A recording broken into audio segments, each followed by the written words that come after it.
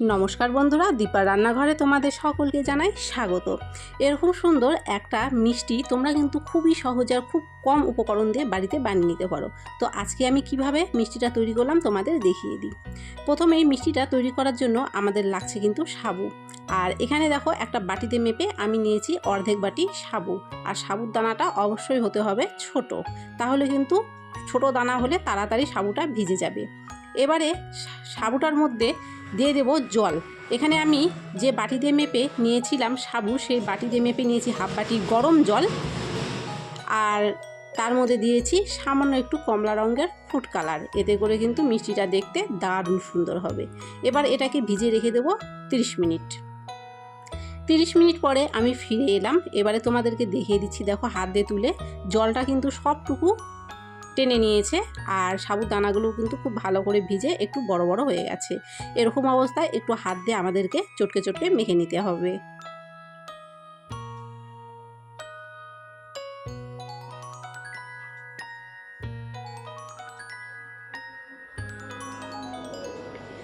সাবুটা কিন্তু মাখা আমাদের এরকম পর্যায়ে হয়ে গেছে। এখন হাতটাকে ধুয়ে পরিষ্কার করে নিয়ে হাতের মধ্যে একটুখানি সাদা তেল লাগিয়ে নিয়েছি। এবার এখান থেকে একটু একটু করে ডো নিয়ে ছোট ছোট আকারে মিষ্টি তৈরি করে নেব। তোমরা চাইলে মিষ্টিগুলো একটু বড় বড় করে নিতে পারো।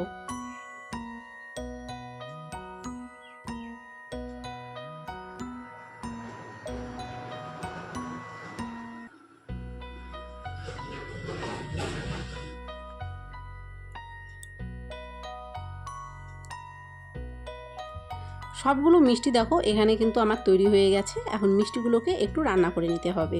তো তার জন্য এখানে আমি গ্যাসের মধ্যে বসিয়ে দিয়েছি দুধ। তো যতটুকু মিষ্টি তোমরা তৈরি করবে তার উপর নির্ভর করে কিন্তু দুধটা ব্যবহার করতে হবে। আর আমি বলে দিই, দুধটাকে কিন্তু আমি আগে থেকেই জাল করে বেশ খানিকটা ঘন করে নিয়েছি। এবারে তার মধ্যে স্বাদের জন্য দিয়ে দিলাম একটা ছোটো এলাচের একটু মুখ ফাটিয়ে, আর দিয়ে দিলাম স্বাদ মতো চিনি। দিয়ে দুধটাকে আবারও ফুটিয়ে নেব। দেখো দুধটাকে ফুটিয়ে নিয়েছে, আর দুধটা দেখে কিন্তু তোমরা বুঝতে পারছো দুধটা একটু ঘন হয়ে গেছে। এরকম অবস্থায় কিন্তু মিষ্টিগুলো দিয়ে দেব।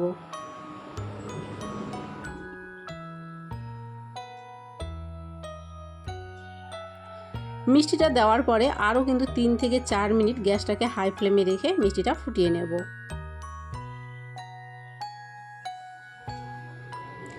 একদম খুবই কম উপকরণ দিয়ে কিন্তু আজকের এই সুন্দর রেসিপিটি তৈরি হয়ে গেল। তোমরা কিন্তু খুবই সহজে এরকম একটি রেসিপি বাড়িতে তৈরি করে নিতে পারো। মিষ্টিটা আমাদের কিন্তু তৈরি হয়ে গেছে। এখন কিন্তু গ্যাস বন্ধ করে দেব।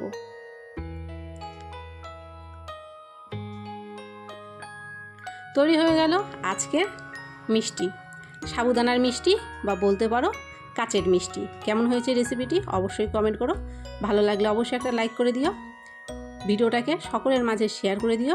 আর চ্যানেলে যদি নতুন হয়ে থাকো, চ্যানেল যদি সাবস্ক্রাইব না করা থাকে, অবশ্যই চ্যানেলটি সাবস্ক্রাইব করে পাশে থাকা বেল বাটনটি প্রেস করে দিও। তাহলে আমার দেওয়া ভিডিওগুলি সবার আগে পৌঁছে যাবে তোমাদের কাছে। আর তোমরা চাইলে এর উপরে একটু ড্রাই ফ্রুট ছিটিয়ে দিতে পারো।